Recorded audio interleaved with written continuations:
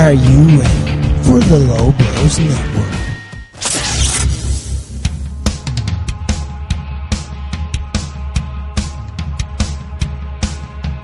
Every Wednesday on the Low Blows Network, the Low Blows team are at hand to break down, analyse and make fun of all things pro wrestling. Hosted by former pro wrestler Rick Nash. I think the only reasonable thing we can do now is turn John Cena heel. Selfie with me fucking Doug. Banned from Nigeria. I will be talking to the government tomorrow morning. YouTube star Corporate King. This elephant has 4 legs. Joe Russell's 4 legs. Joseph Stalin, if he had 2 more legs. Bonesaw rips off his shirt, yeah, and it says, "Chuck your law, big dirty tricorder." And the Queen of Irish Wrestling, Katie Harvey. I want one society, just CM Punk. So embarrassed. CM Punk. It's Low Blows.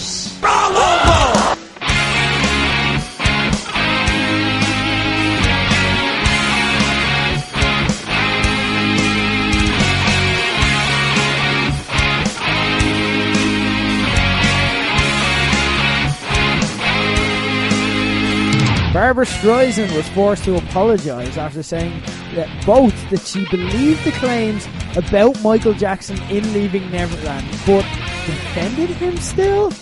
She basically came out, if you haven't seen this is mental. She came out after saying, I believe everything they said, but nobody died. And it's like, children got molested. That's like, it's not okay. And it's like, Michael was a very confused man, and it's like, stop talking, Barbara Streisand. Like, stop that. I can hear your career evaporating in the background. It was absolutely mental. But to get us kicked off here on another week of Low Blows, Rick Nash here, Katie Harvey and Corporate Keane, full team in the house this week. Guys, what were foot and mouth moments in wrestling that made you facepalm? The one that pops into my head is the Booker T promo with the... where he accidentally says that word that we definitely can't say because, yeah, that's not a thing I want to get into on this podcast. Won't be a great start.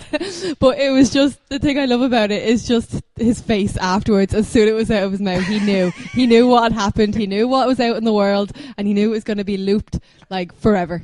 So, and it still is to this day. It's probably going to be, they have to bring it up in the Hall of Fame. They're in the Hall of Fame this year. Imagine he did it at the Hall of Fame speech. That would be pretty funny. He should. We're coming for you, WWE Universe. That'd be amazing. Corporate Keane, foot and mouth moments in wrestling. It didn't make me cringe or facepalm because you know what I'm like with wrestling. But I mean, a lot of people did though when they saw it. This goes back to NXT, the real NXT, the reality show NXT, the best NXT, where Michael McGillicuddy was in the ring and he's cutting a promo.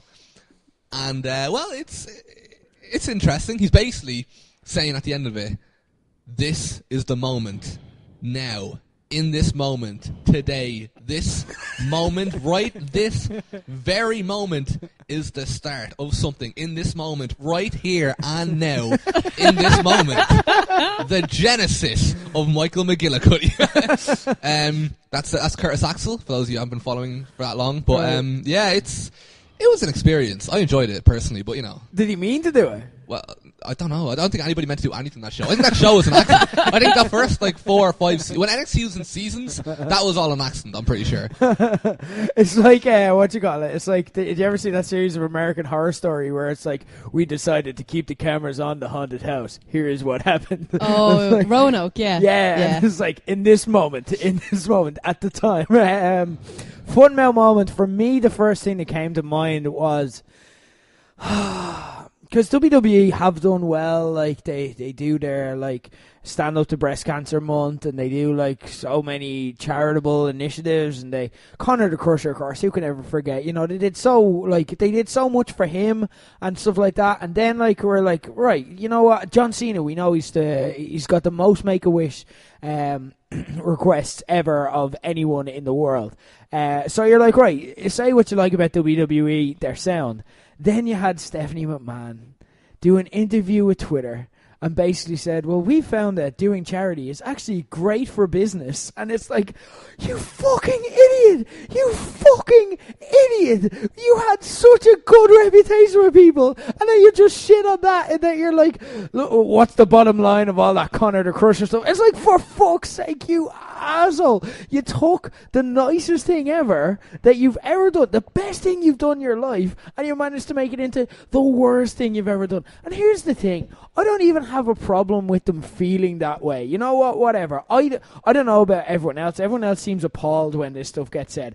I don't expect that much from, like, spoiled daughters of billionaires. I'm not looking to them to set my moral standard. But it's like, if you're after figuring this out, figure out, don't say this in fucking public, Stephanie. You idiot. So that'd be it for me. Guys, this is the point where I usually say, really busy show ahead, guys. It's not. It's been a quiet week in wrestling, if we're being honest. Like, it's kind of the calm before the storm, before the madness that is WrestleMania. But we're going to be talking you through it. Obviously, big news we're going to discuss coming up. The first ever women's main event confirmed for WrestleMania this weekend. We're going to be talking you through the end of the New Japan Cup.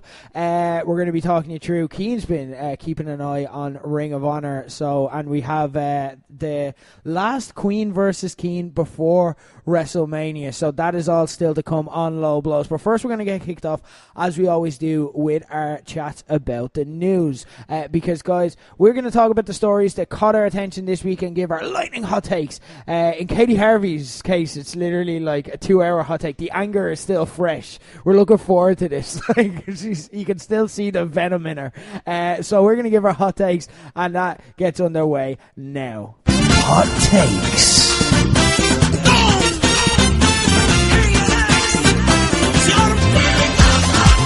I'm going to get us kicked off with my hot take, and you know it's like a slow week, like the week before WrestleMania week, when you see like absolute Twitter outrage about like this. The same thing that's happened like so many times. Mustafa Ali's name got changed to Ali. And it's just like, I find it hilarious, the outrage to that. Okay, I get that it's a bit of a weird thing that WWE have done, like changing people's names over and over, but at the same time, it's like, just accept that this is what they do now. This is a weird ism they have. It probably makes sense. And when we look back at all the times they've done it in the past, we don't actually mind. We're used to it now.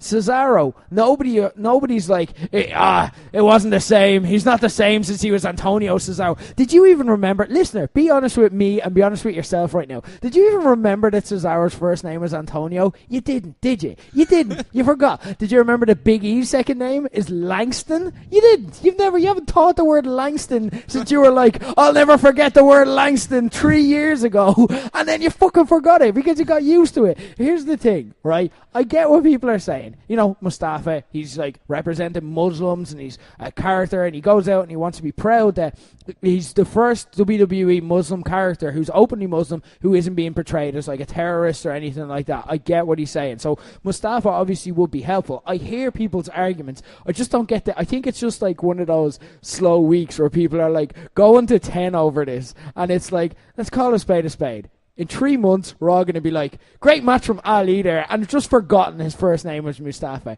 It's all right, guys. It's going to be fine. Chill out. Shit's going to happen. Next week's WrestleMania, shit's going to happen that's going to make us so much more genuinely angry. Let's just have a nice week. Let's just have a chilled out week, is all I'm saying. Let's not go creating controversy where there doesn't need to be, because we're going to be used to it. You hate it right now, it's because you're not used to it. But the names that you hated a few years ago, you are used to, and you're fine with it. It's grand. Relax. Yeah, so I heard, and I don't know, I didn't verify this, it was only in a group chat, someone just said Post Malone's performing at WrestleMania. Really? Is that true? I haven't seen it. I don't know what Post Malone is. You're actually so old. I don't know what a tracker mortgage is. Post Malone is a rapper who's apparently performing at WrestleMania, and I just think that he shouldn't. Okay. I just don't think he's very good. I'd rather hear, Versatile or John Cena doing a nice live performance, or maybe listen to the sound of Sean Stasiak fucking penguins at a blackboard for 10 minutes. whichever works. Like, whichever works. I have don't not think... thought about Sean Stasiak in years. Have you ever thought about him fucking penguins on a blackboard, though? I mean, you could do that, or I don't know. I just don't think Post Malone is the best option.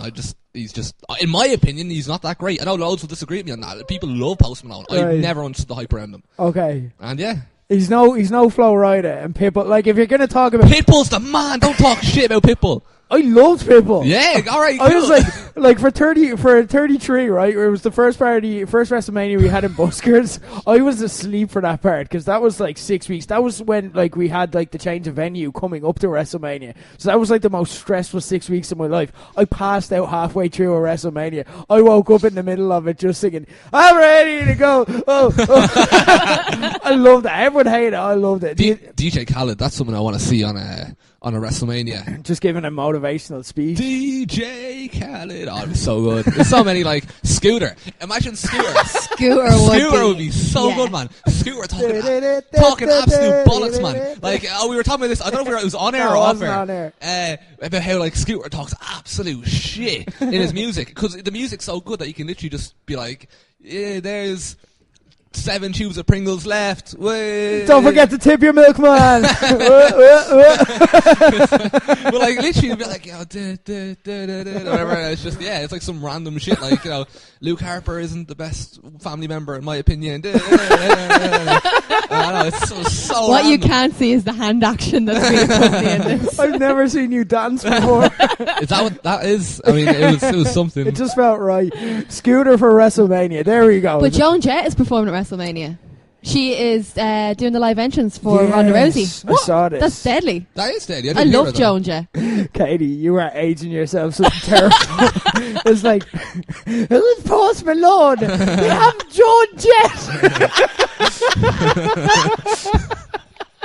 She was around in my day.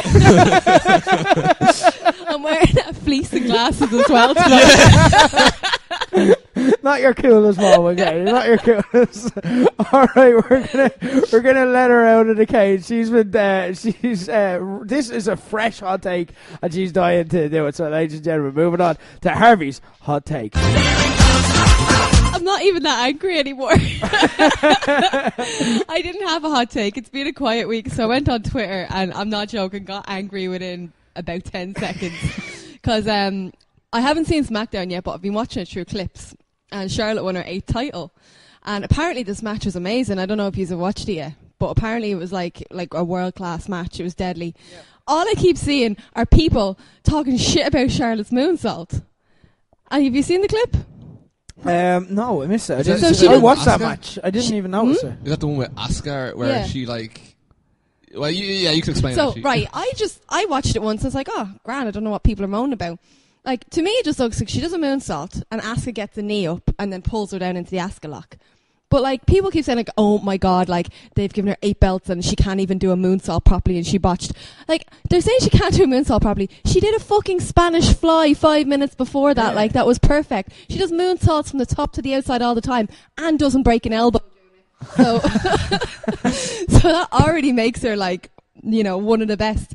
And it's just like, people are saying, this is an amazing match. This is a great new twist on WrestleMania. And then in the same tweet, they're like, but a moonsault shit. It's like, just leave her alone. Like, just, that Britney meme, that was me. Like, just leave Charlotte alone. Like, I want her in the main event. She deserves to be in it. Like, a historic event like that, she should be in it. And it's just like, they're just going to nitpick every little thing to tear her down. Yeah, and it's just, and like, what's she doing that, like, you know, what is she doing that anyone wouldn't do as well? Like, you know what I mean? It's like, do you want to be in the main event of WrestleMania? Yeah. And it's like, that's her crime. That's her crime here. When people wanted Becky versus Rousey, Charlotte deserves to be in that match. Charlotte helped make everything that, like, Charlotte was pivotal. Okay, controversial opinion alert. Charlotte has been, like, in the main event scene of the women's division for longer than Becky has. Charlotte has been more relevant to the kind of women's evolution than Becky has. Now, Becky is the one who caught on with a mainstream audience, but, like, it's like Bret Hart and Stone Cold Steve Austin. You know what I mean? Without one, you don't get the other. You know, Stone Cold Steve Austin caught on with a mainstream audience, but if he didn't beat Bret Hart at WrestleMania, he may never have gotten to that stage. You know what I mean? So Charlotte is pivotal, and she deserves to be in this. And like, the thing with Becky Becky is, if you have her and Becky in the main event, you know you're getting a good WrestleMania main event. And it's just like, throw the wild card of Ronda in there. Like, it's like they can't lose. Becky and Ronda, let's call a spade, would have been a great match to market. But you couldn't have guaranteed that it'd be a great match in the ring. Yeah, they've never had singles matches, and you need to have a few singles matches, the feel now process, to have a good match with someone. Yeah. So this is like, you know you're going to get some good wrestling in this. Yeah. I just don't understand what people's problems are, and I really like Charlotte. The thing that got me about this is we've a doc where we all just kind of write notes. So we're not just saying the same thing over and over. Katie's looked like she did it at like 4 a.m. after a night out, because it's like, but that's Mania. And then all caps, leave Charlotte alone. Because I put Charlotte Botch into Twitter out of curiosity afterwards, and literally just pages and pages of people being like, oh, did you see that moonsault, that fucking moonsault? There's not even a problem with the moonsault. Like, oh, she over rotates. I'm sorry if she's too athletic. Like, I'm sorry if that's your problem with her. Jesus Christ. I know. I think it's just people need a stick to bash her with. But look, I told you get angry again. Yeah, there you I'm go. angry again. We got there. So anyway, look, time to keep the anger going, because we're going to talk about the good and the bad from the week, starting with the bad from the in-ring, because ladies and gentlemen, it's time for Say something stupid. in at number 6, one from SmackDown, worst of the week. So SmackDown, I don't know if you've seen this, but asking Charlotte. And there was a moonsault, and let me just tell you, Botchamania. Like, She over-rotated. over-rotate, too athletic, I say. Take her out of the main event. In at number 5, I want to talk about the New Japan Cup. This is just a little thing, right? Excalibur, so they don't have Don Callis on commentary since he started doing Impact. They don't have him for every show. They just have him for the big shows now. So they kind of have a rotating panel, though. Rocky Romero does most weeks as well, and he's brilliant on commentary with Kevin Kelly. They had Excalibur on commentary last week, starting with the quarterfinals. And like, Excalibur, for anyone who doesn't know, is one of the founders of PWG. He's one of the commentators for PWG. So obviously, like, he's coming in with a lot of indie smart cred. But the problem was, him and Kevin Kelly hadn't worked together before. Now, I haven't seen much PWG. I've watched a couple of the Baller shows, but that's about it. So I'm not too familiar, but it sounds like Excalibur is a play-by-play guy. And like the first night they did, which would have been last Wednesday, it was just two guys trying to call play-by-play and not having any timing and not having talked about it. Because they're both like, you know, we're experienced commentators. We'll call it out there. You can tell that happened, but then they were like, we should have planned this. Because it's just like in the middle of it, Excalibur like starts doing like color commentary and like breaking down the stuff that's happening in the ring, but then like moves start happening, and then he just starts calling the moves, and then it's like, oh shit, I shouldn't be doing this. So Kevin Kelly then hasn't spoken for like 5 minutes, and then Kevin Kelly just comes back and he's like, wow. It's just really awkward. Now, they got their shit together by the end of the week, so I don't want to be too harsh, but yeah, that's definitely in there for me. In at number 4, I actually do want to talk about Charlotte after all this. One from Raw. This is more Cian fame along the lines of that. They did a beat the clock challenge. It was the Charlotte, Becky, Ronda in 3 separate matches against members of the Riot Squad. Ronda ended up going first. She won in a minute 25. What got me was I love watching these things because I love the strategies that people use, and I look like, so beat the clock. It's like Ronda ended up winning in a minute 25. So then Charlotte and Becky had to go in their matches, and they had to like figure out a way to win quickly in less than a minute 25. Charlotte started off the match with chops. And it's just like, that's not going to work.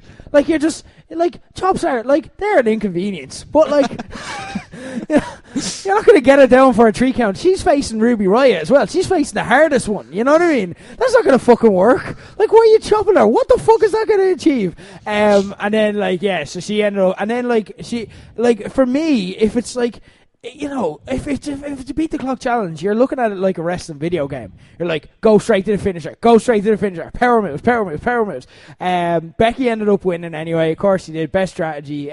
She just kept going for pins.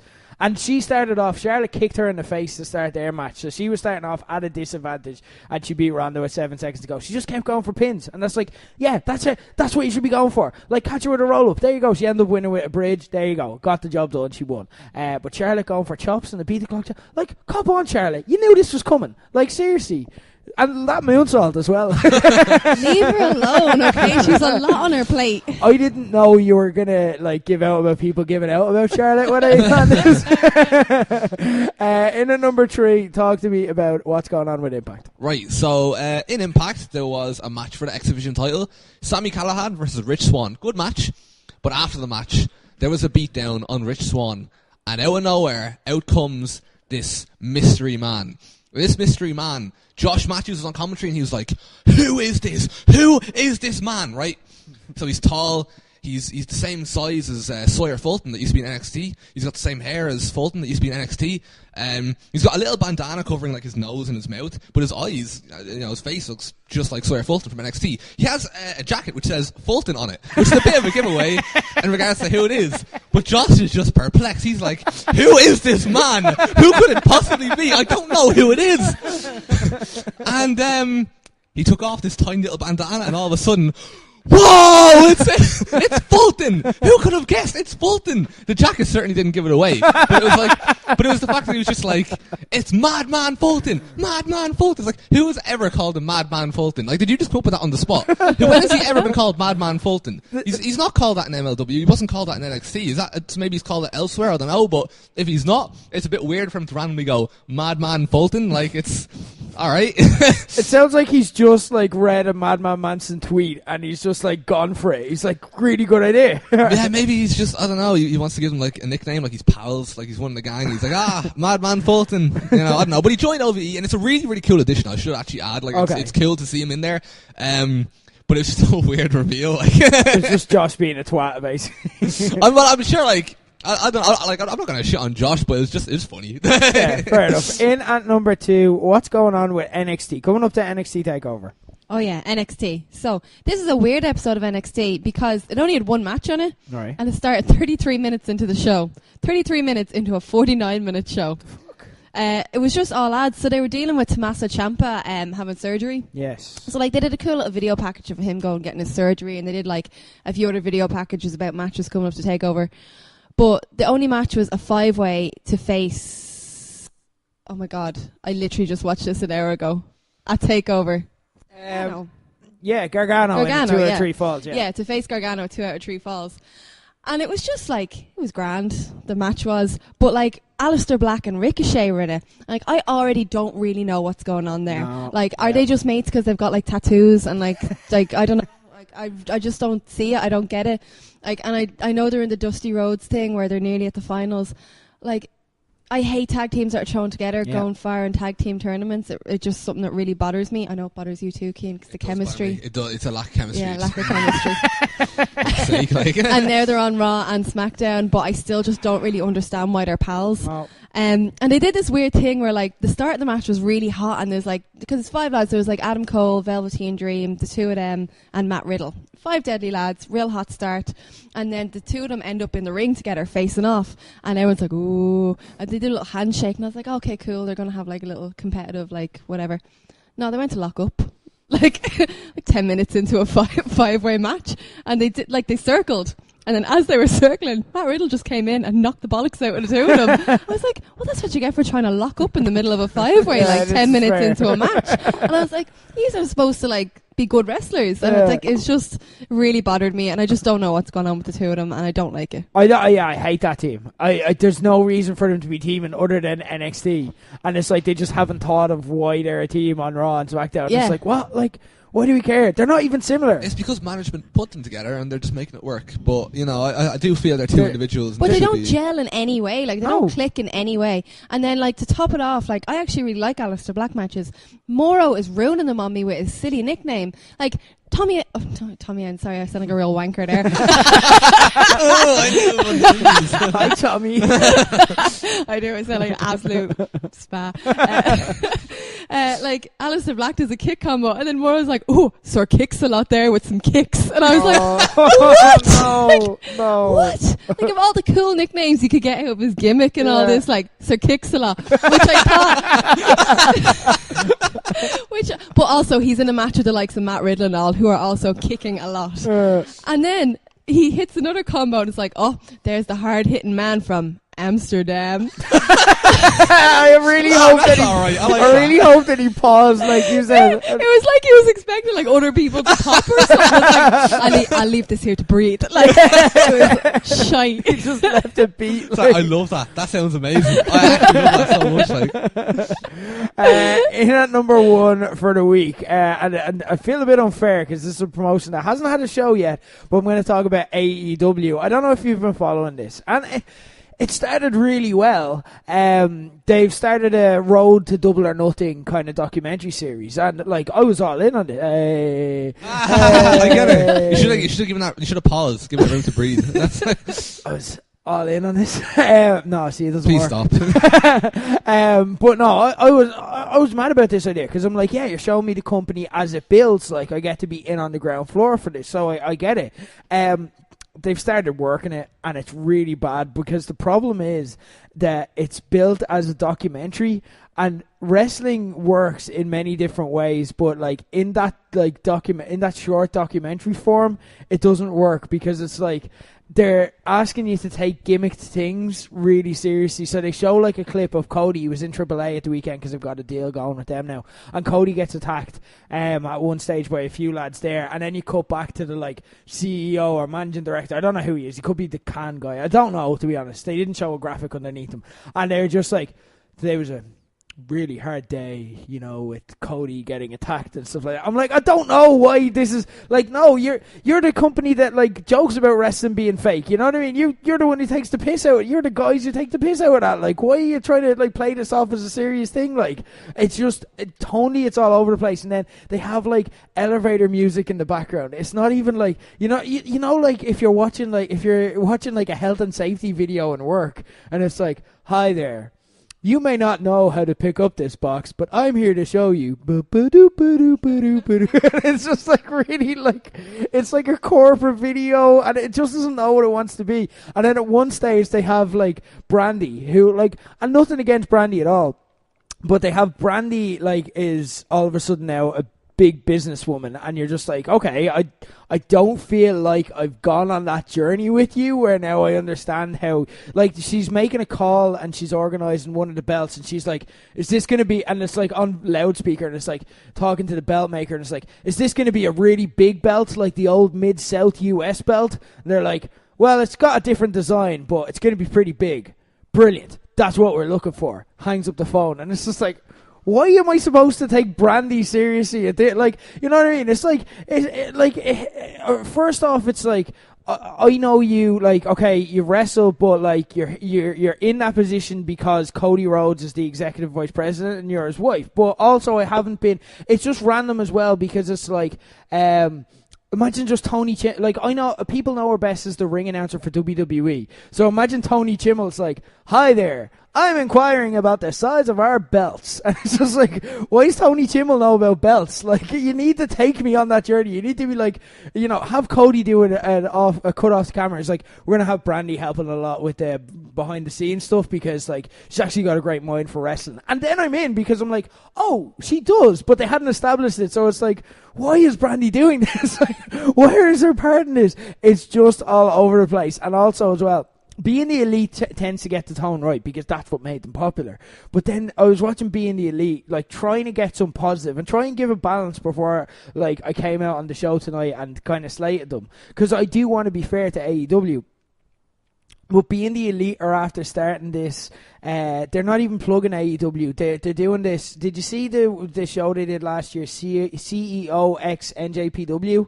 It got absolutely murdered online because it was like a Kenny Omega kind of vanity show because he's big into video games and CEO is like a really big online gaming thing. I don't know that myself, like, but that's what I'm getting from this. And he did kind of a vanity show, and they had like a storyline where the promoter of CEO, so a non-wrestler, a bald gamer, like in his 40s, is cutting promos and apparently going to be in a hardcore match with a wrestler. And I'm just like, this is not the shit you want out there, like, as you're going. And they're asking people to come to this show, and it's like, why? What? Like, why do I want to see that, like, bald, nerdy guy in a match who's not trained? Like, and they went out of their way, and it was like, he's never been trained, but he's going to win. And it's like, why do I care? I don't know what this is. Stop showing me your corporate gigs. Like, it's just, I don't know, the whole tone of the AEW stuff. And again, I'm not in their target market, so maybe I'm missing something. And if you guys disagree, then feel free to speak up. Or if anyone does on Twitter, feel free to correct me where I'm wrong. It just feels like massive. They've sold out, like, instantly. You know what I mean? It's like they haven't had one show and they're already promoting their side corporate gigs, and then they're doing, like, little kind of wanky videos about, like, wow, we're doing the business thing. We're doing, look at me with my business briefcase. I'm a CEO. I'm an executive vice president. Business. And it's just like, it's just really wanky already, and it's really making me nervous about AEW because I want it to be, I liked All In. I like what some of what the lads do with being the elite, but it's really making me nervous. Guys, though, if I'm missing something, by all means, feel free to tweet me in and fill me in, because I want this to work. I'm just nervous right now. Anyway, that's the bad from the week. Let's get optimistic about this, and let's talk about the good from the pre-WrestleMania week. What happened? Because, ladies and gentlemen, it's time for Best of the Week. In at number 7, what's going on with NXT UK? I've been out of the loop with this, so what am I missing? Well, this is not going to bring you very far into the loop again. Because this is an Amir Jordan promo. Okay. That basically just made me laugh. Right. He's doing a shtick with Kenny Williams where they're another, like, odd couple tag team. But as opposed to Aleister Black and Ricochet, they're actually doing, like, vignettes to, like, you know, show the lads getting on backstage. And it's this thing where Amir Jordan is constantly asking Kenny Williams to do the grunt work for the tag team, like, oh, go ask for a tag title, do this, do that. And Kenny Williams is training in the gym, and he's just like, well, look, how about you do one pull-up, and then I start asking for these things, because you need to show dedication to this team. And it's just a montage of him not being able to do a pull-up, and it's just really funny, because he's, like, throwing himself at the pull-up bar and stuff. But it's a nice little bit of character work that's missing from NXT UK, because, like, I've said before about how I feel it's, like, watered down and Americanized. Yeah. This was just really funny and really natural, and I'm actually really invested now to see where they go with the tag team. To be fair, I relate hard. Like, I can't do pull-ups for shit, so Amir Jordan is already my favourite wrestler there. Outside Devlin, of course. Let's call it. And then Cassius Ohno is doing a cool thing as well, where he's full-time on UK now, and his whole shtick is like, I'm going to show you Brits what British wrestling is, which I actually really like. Yeah. So he's just coming over and battering lads every week. So he just battered Ashton Smith to the point where, like, Travis Banks had to come out and carry him out of the ring afterwards. But literally, he is just... that's his whole thing, like, I'm going to show the British how to wrestle. I'd love if he got, like, really old school British wrestling and, like, had his granny in the front row beat up someone with a handbag. I'm like, this is British wrestling, that's what this is. Yeah, sounds good. Amir Jordan, I'm all about that. I love just like being able to relate with people who can't do pull-ups. Speaking of someone who can't do pull-ups, Cian. Tell us what caught your eye from SmackDown this week. Wait, what? Oh, right. Yeah, so SmackDown, right. For those of you who didn't see, there was a tag team gauntlet, and I only saw the end of it. So I'm going to assume that if New Day won, Kofi Kingston got a world title shot at WrestleMania? Yes. Okay, I have that right. Cool. And New Day had to get through the gauntlet, and the Bar beat the shit out of them, and out next were the Usos. The Usos come out, and they're like, you know what? We respect Kofi. Kofi's earned the respect of everyone, so we're going to forfeit. And I walk out. But that isn't the This Is Awesome. The This Is Awesome comes from what came after that, right? Just because I thought it was so fucking funny. So basically, I don't know where the Usos scheduled to be the last team or whatever it was, but what ended up being the last team was Daniel Bryan and Rowan, because they were so angry backstage that the Usos forfeit, that Daniel Bryan and Rowan... Well, Daniel Bryan basically started throwing a tantrum. He was so angry. He was like, "Fuck this!" He's fucking kicking his TV. He's like, "I can't believe this!" You know, he's fucking shit across the room. Ah! And then Rowan's like, "Yeah, this is pretty bad." And he like picks up a chair and he's like, "Yeah, there, just toss that over there, I suppose. It's so painfully awkward, and it's like, I can relate to that. Do you know what I mean? Yeah. So I loved it, and that's why it's in This Is Awesome. That's fair. That is like, Rowan is really like you and acting as a wrestler. Like, if I start throwing a tantrum, that's exactly what you do. It's just kind of like, I'll tip over a chair and be like, I'm pretty angry, alright? that's fair. In at number 5, one from Raw and SmackDown. It may be too little too late, but they finally figured out how to do Kurt Angle's retirement tour right. Now, a couple of weeks ago, I was like, you know, they had Angle, like, and he's coming out and he wants to wrestle one more matches, like, every week he's going out. And then, like, they had Apollo Crews wrestle him. They had Nothing wrong with that. Jinder Mahal wrestled him a few weeks ago. Keith's like, none yet, okay, fair enough. And then they were like, actually, this is working really well because people are realizing this is the last time we'll see Kurt Angle. Like, this week was his last time in Boston. Then he rested on SmackDown. It was his last time on SmackDown. And then, like, next week would be his last ever Raw wrestling match. So, like, it's kind of working. But then they're like, hold on, we've loads of wrestlers that Kurt Angle has history with or that people want to see matches. So Chad Gable last week, brilliant. This week on Raw, he wrestled Samoa Joe, and it was great. He ended up getting a quick roll-up victory. Now, the matches aren't great. It's Kurt Angle. He's old at this stage. He can't do much. Like, at one stage, I think it was against Joe, and, like, he can't take a suplex anymore. He can't even post at this stage and jump up. Like, he landed square in his head in the first, like, proper bump he took in the match, and it's like, okay, this needs to happen. But it was nice, and it was cool. And then ended up getting the surprise roll-up, and that was a nice moment and stuff. Then on SmackDown, AJ Styles, and you're like, yes, these are the fucking matches I want to see. And then it just makes me think of matches that we won't get to see, because it's like Daniel Bryan. Oh, fuck, we'll never get to see that. Like, who else? You could go through the entire roster. Mustafa Ali and stuff like that. Like, great matches there. Could have been Kevin Owens, Sami Zayn. Who's that? Oh, Ali. Sorry, I forgot after my rant earlier. Oh, it's the worst. I fucking hate it. I see what everyone needs.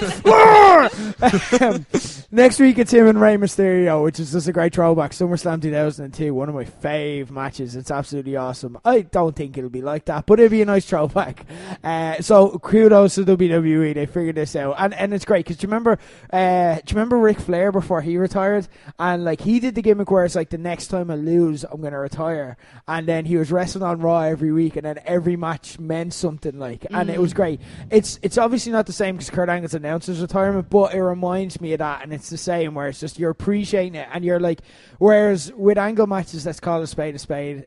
Angle Jinder Mahal a few weeks ago, I picked up my phone. But now you're like, no, I'm going to put the phone down, I'm going to watch this, I'm going to lower my expectations because he's old, but I'll enjoy it. Imagine Ric Flair just lost on, like, SmackDown or something. And that was just it. It was like, oh, well, goodbye. I guess Rico retired Ric Flair. That'd be amazing, actually. In at number 4, talk to me about the good from NXT. So I'm just going to talk about that one match again. There's only one match, so. It's all that happened. Yeah. So, but I like when things make sense, like I was giving out earlier about, like, the lock-up in the middle of the match and stuff. Like, Matt Riddle wrestles without shoes on, so, like, Adam Cole just stood on his toes. Like, I just love shit like that. Like, he's in his bare feet. I'll admit, this is the first Adam Cole match I've ever enjoyed. I'm not a fan, and I just find him really bland, the whole group. I completely agree. I don't know about the group. I like the Undisputed Era. Maybe I can't really tell them apart. What? That's racist. I remember Nathan Martin getting really thick at me because he said something about Kyle O'Reilly, and I was like, which one's that? And he goes, you were on a show with him a few weeks ago. And I was like, oh shit. I get that about Adam Cole. I'm like, I don't get it. He's just got a catchphrase. Yeah, that's it. But he was proper heel in this, which was nice because people like Velveteen Dream and all, like, skirt the lines, and, like, you know, it's just they're for such indie stars that people want to cheer for. He was the only proper heel in the match, so doing things like standing on Matt Riddle's toes, stealing the pin at the end, like, I actually really, really enjoyed all that stuff, and it makes sense in the context of the match, like, to just do whatever's necessary to get the pin. So yeah, like, I just love that from the match. What was the other thing?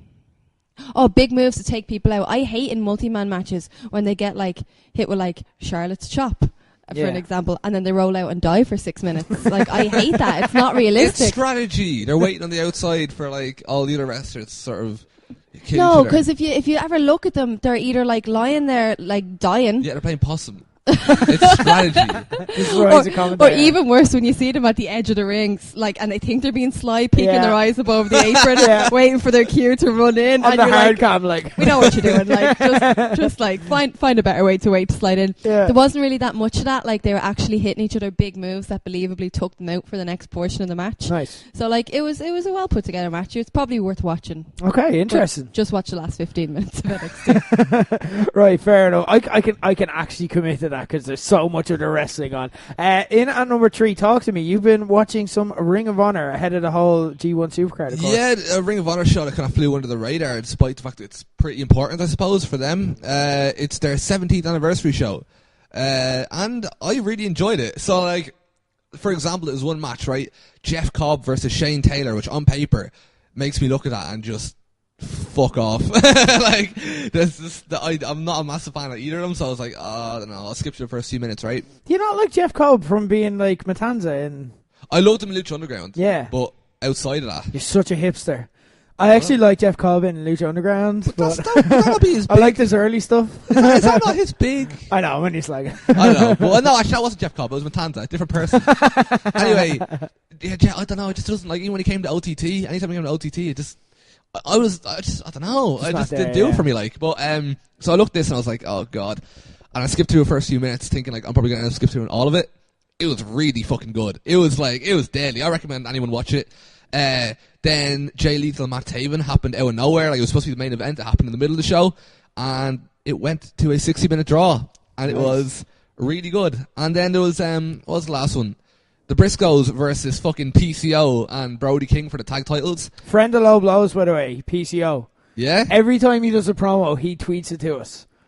It's weird, What? and I love it, and I don't know why. I don't know how it happened. I think it's because we gave him a blowy. Well, that'll happen, like. But, like, at the least I want after giving someone a blowy is a tweet, like. But, like, he sends us promos every time he cuts a new promo for Ring of Honor TV. That's so random. It's very random.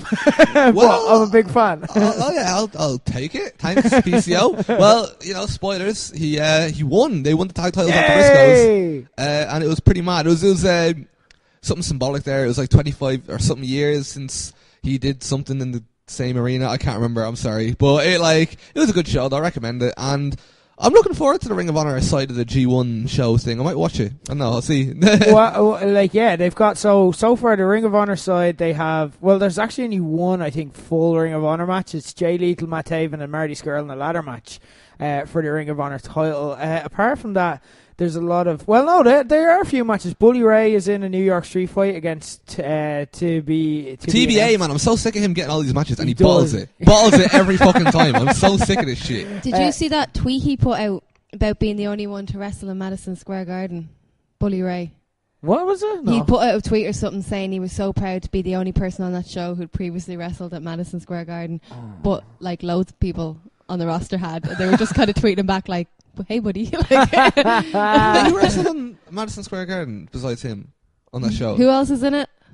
Okay. Off the top of my head, I can't like. It was PCO was definitely. He was definitely one of the people who's kind of like, hey. He's been around a long time. Like, there probably has been like the Women of Honor titles on the line. Mayu Iwatana against Kelly Klein. I'm sorry about the names. Rush against Dalton Castle as well. No, there's actually a decent contingent. The women's match is good. I enjoyed it.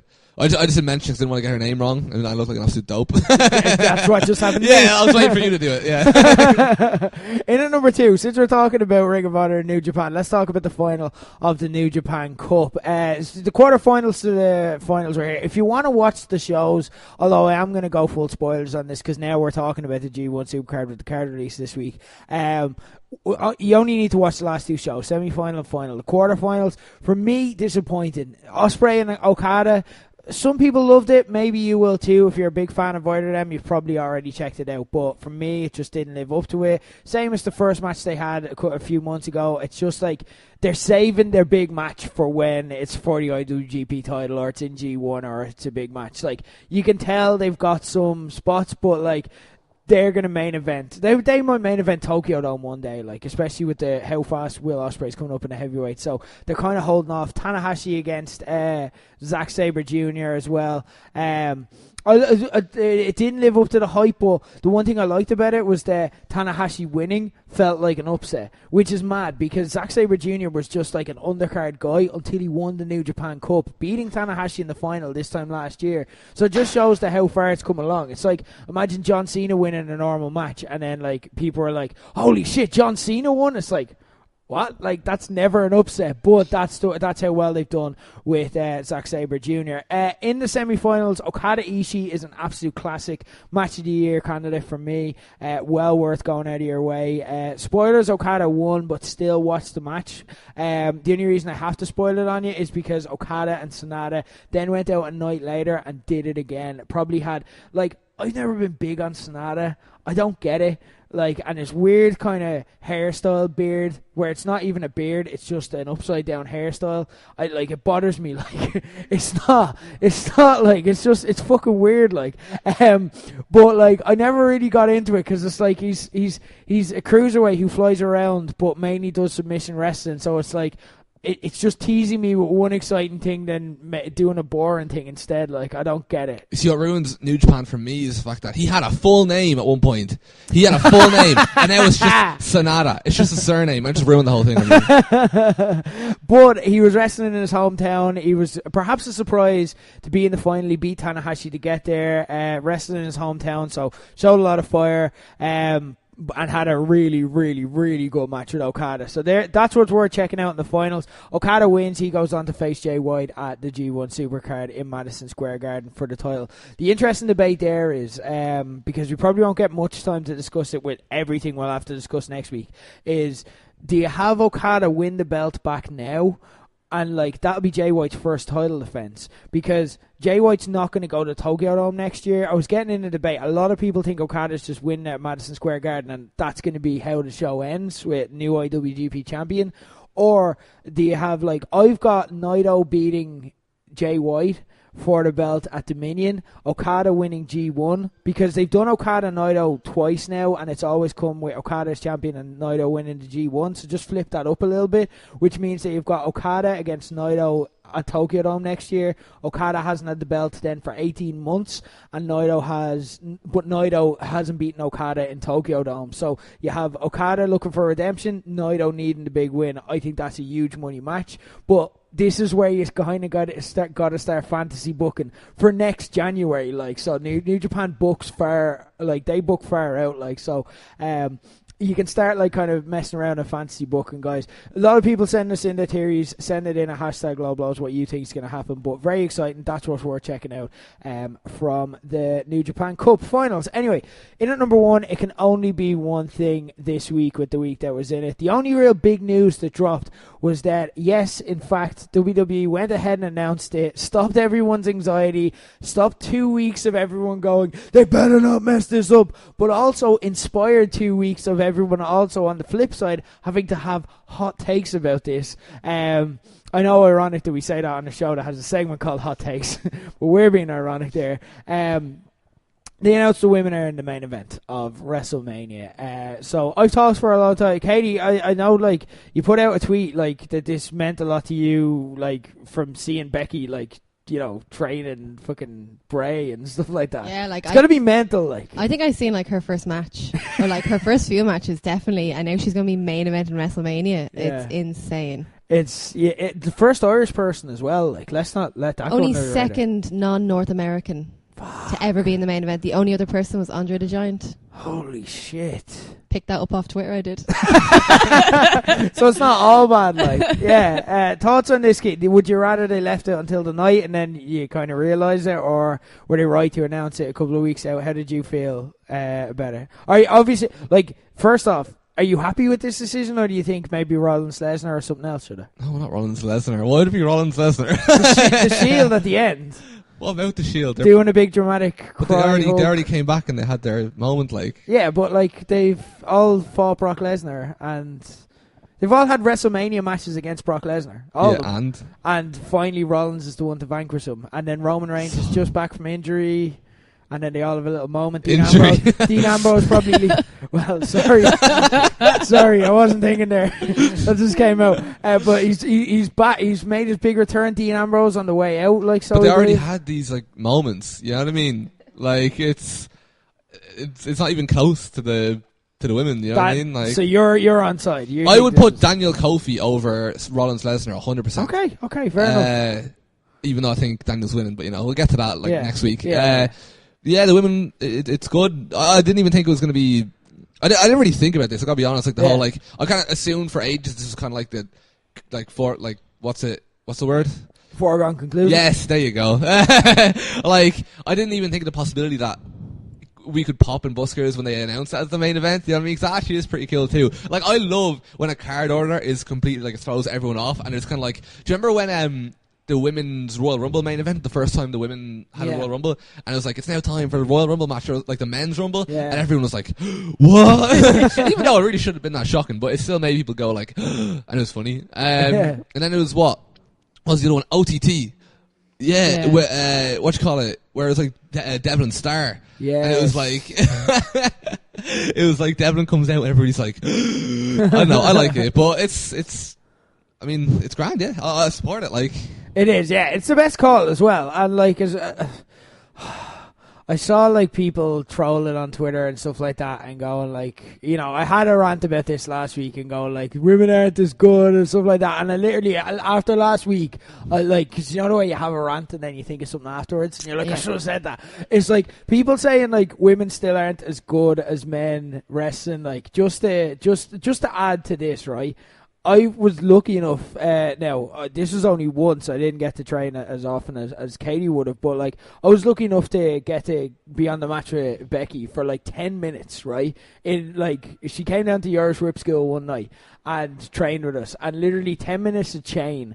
And like I learned more. I've been in the ring with with WWE guys like Drew, like Sheamus and stuff like that. And I've been in the ring with them, and you learn a lot by jumping up a level like that. Becky was by far the best person in the ring I've ever shared a ring with. And I'm not just saying that because it's cool or because it's fashionable or anything like that. By far, like she was ridiculous. Like I was learning stuff as I was in the ring with her. Like her chain is just like she's feeding. It's like she's putting herself in moves that you're like, I didn't know I could do that. And just like so far ahead. Did you not share a ring with the ladies' hero David Zero? I did, and like he's up there, so it's Becky, Dave Zero, Sheamus, Drew. But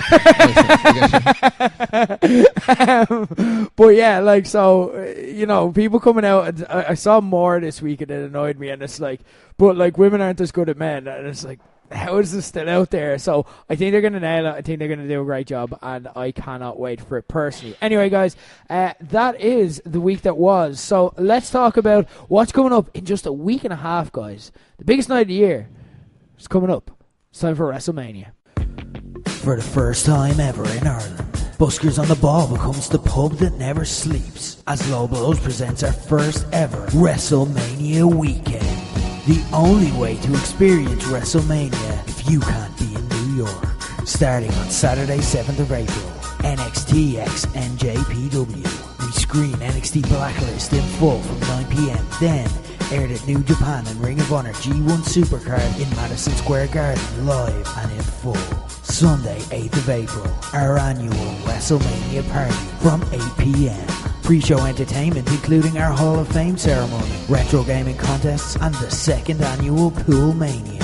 Then, watch WWE WrestleMania 35 live and in full in an amazing atmosphere. No Temple Bar prices on booze and full food menu available both nights. Weekend passes or individual night passes now available on eventbrite.ie or free including a table to €8 subscribers at patreon.com/#lowblows. Table bookings automated via Eventbrite, so book early to guarantee a table. Celebrate Becky Lynch finishing the job she started at the Royal Rumble in style with a packed Irish crowd in Buskers on the Ball. Low Blows. For 8 years, redefining fandom.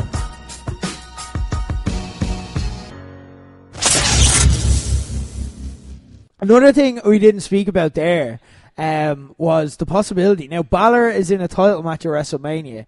The scenario we talked about a few weeks ago with Becky and Balor like standing tall at the end, like a Benoit Guerrero style moment, like both with title belts. That's a very real possibility. Like, people are getting on to me about WrestleMania, and like this always happens. I an old joke that I've told on Low Blows is, how do you know someone's going to WrestleMania? They fucking tell you, even when you don't ask a million times. It's like, you're like, are you coming down the Point for a pub tonight? No, I'm going to WrestleMania in 2 weeks. That's not what I asked. That's nothing to do with what I asked. That's nothing to do with what I asked. But you wanted to tell me that you're going to WrestleMania. This is the one year I'm not jealous of them, because going to WrestleMania, great. Like, you know, they're going to have a great time, and they're not jealous of us either. But this year, with Becky and Balor and everything going on, I want to be in an Irish pub for this. It's going to be fucking class. Tickets are flying out now as well, guys. Like, this is set to be the busiest night we've had in Buskers since the first WrestleMania in Buskers, and that's a week and a half out. So, like, it could surpass that yet. So, tickets flying out. Get onto eventbrite.ie, and don't forget about the Saturday night, by the way, as well. That's going to be class. Like a little palate cleanser. It's just going to be 8 hours of absolutely class wrestling. NXT TakeOver leading directly into the G1 Supercard. You get to watch all of that back to back, and then come on for, like, the biggest night of the year for WrestleMania. It's going to be a great weekend. It's going to be mental. It's going to be tough, guys. It's going to be long, but it's going to be something you're going to talk about for years to come. Remember that time we just, like, lived in a pub for WrestleMania? That was class. That's a story. And then it's going to have, we hope, a happy ending. Becky and Balor, that'd be so cool. Would you cry, Katie? I would. But did you also see the 4 horsewoman theory? Okay. That Sasha and Becky are going to retain the belts, and they're going to come out at the end. I don't know where Charlotte fits in. Yeah, but this is for both titles, isn't it? Now I don't know. Is it not? It's not for the 2 titles. If it's not for both titles, if it's just for the Raw title, well then all 4 of them would have a belt and close out WrestleMania as the 4 horsewomen. Oh, I want Balor more though. I'd cry either way. Yeah, it would be amazing. But then you could do the Rouseys in the ring, and then the other horsewomen could come out. Imagine they threw Jordan in the Andre the Giant Battle Royal. Could have. Like, it'd be random. It'd be very random. Rowan is winning that. Rowan is winning that Battle Royal. I'm not even taking the piss. I genuinely think he's winning that Battle Royal. I don't know. Michael Che and Colin Jost got announced for it this week, so... John Cena's in it too, isn't he? Is he? Oh, is that a rumour I seen? I could have missed something, like... Oh, that I could have made. We're just starting... Sometimes I can't distinguish what happened in my head and what happened in real life. Do we have to get the diagrams back out? Yeah, it's a real problem sometimes. Like, sometimes I will tell Phil things that have happened on a TV show as if they happen in real life. And he'll get really concerned, and then I'll be like, oh, no, it's a TV show. I've done that. I did that on a podcast. What did I do that? It was at Aslo Blows. No, I've literally just done it. I was texting someone on Tinder. And I'm like, do you remember I said this on Low Blows? That didn't happen. I literally told her a story, and then afterwards I'm like, oh no, wait, that was my friend that did that. I'm sorry. I'm not lying. I'm telling you the truth now. I'm just an idiot. But yeah, WrestleMania. It's going to be class. So guys, get on to eventbrite.ie. It's going to be absolutely jammed, and it's going to be great atmosphere. Like I said, it's going to be long, but it's going to be a story you'll have for life. We'll be doing our big WrestleMania preview next week, breaking down everything you need to know. So stay tuned for that. But there is only one bit of WrestleMania size business that I want to get to now to close out the show, as we normally do. Ladies and gentlemen, it's time for Queen versus King.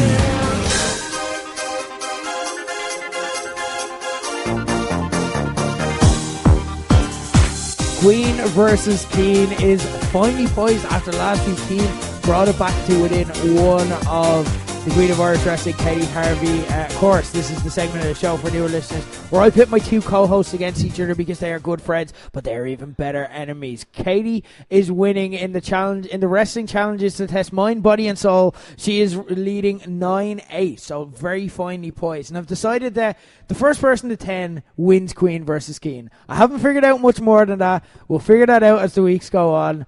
So, yeah, this could be over today. Like, this is literally Ric Flair retiring on SmackDown. Literally, this is alright. All right, this could be the end today, but we shall see. Cian, you can pull it back and send it to a last-minute tiebreaker here. The game we're going to play today is the Hulk Hogan one-word story game. I heard this in the podcast before, and it's brilliant. The one-word story game, a lot of people will know at home, very popular drinking game. Basically, just say one word, and you just have to keep going and tell a story that probably makes no sense, always ends up being funny. But there's a twist on it with Hulk Hogan, so you start off with one of you says, well, the other says, let me tell you something, brother. And then you continue the promo from there, one word. The rule, it's best 2 out of 3. The rules are very simple. All you have to do is not laugh and not freeze. That's it. All right? If you laugh or you freeze, you're fucked, and then you lose. All right? 2 out of 3 falls. Whoever wants to start, just remember, well, let me tell you something, brother. You have to say it between you. All right? That's it. So, Katie, do you want to go first? You seem more ready for this.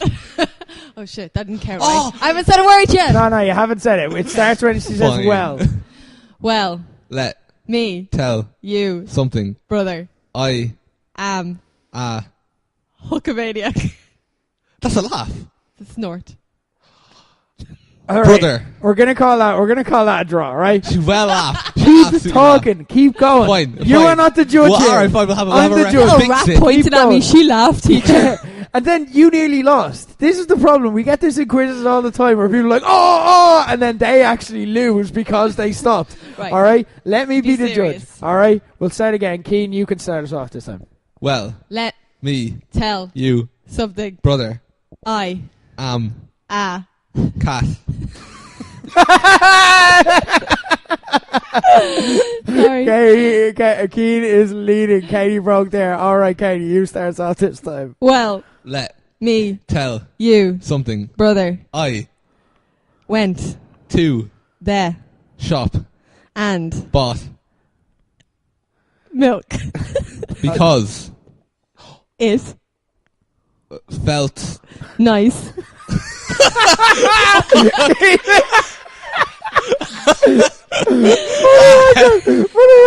If you're gonna put that into your Hulk Hogan, is well, let me tell you something, brother.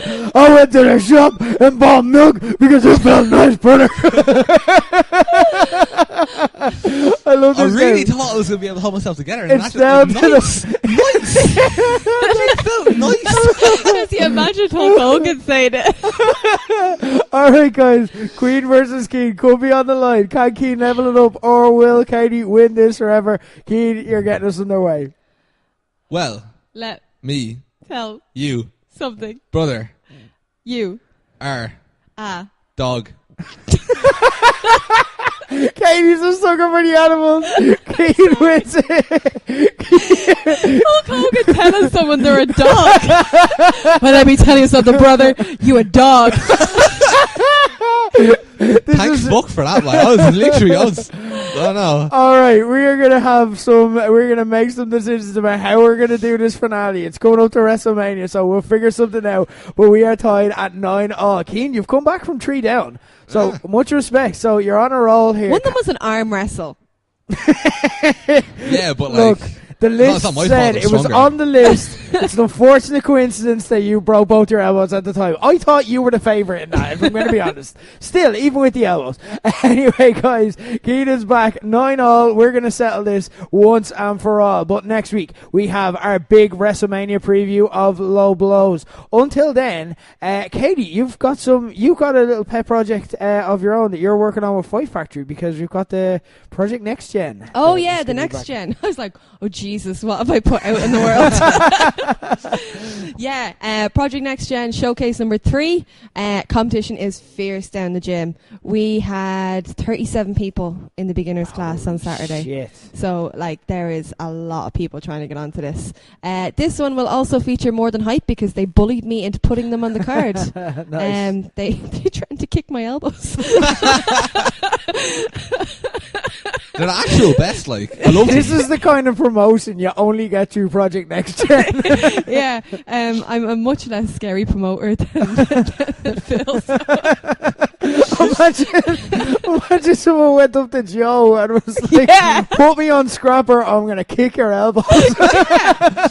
He just square up to them like Walter and that'd be it. Like, so no matches announced yet, but it's going to be whopper. It's free in as usual, but we do accept donations just to cover the cost of like renting chairs and stuff like that. Yeah. It's going to be a real fun evening. Check that out, guys. Always, and something completely different as well. Like, if you see, like, it's a very loose atmosphere, lads having fun. You get to kind of, see your next favourite wrestler. So, check that out. Fight Factory, always gold.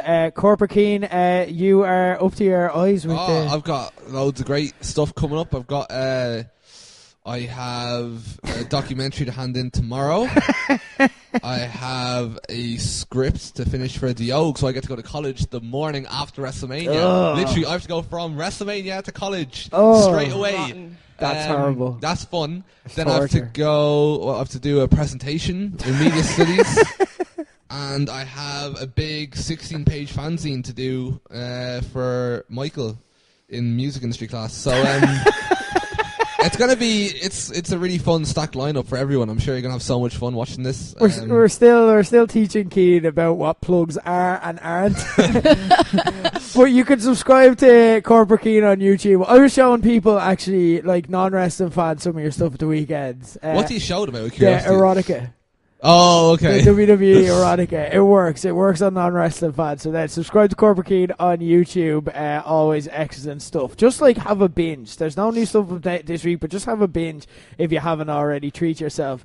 My favourite is still the Peter Carnival's video. How is that your favourite? I hate that video. It's like 20 because it's a story. I like the story. I hate it's the a video. story about like an internet journalist that just gets weirder and weirder and weirder as it goes along. 20 minutes. I would watch it again tonight, like if I could. My favourite is the Irish wrestling booking one.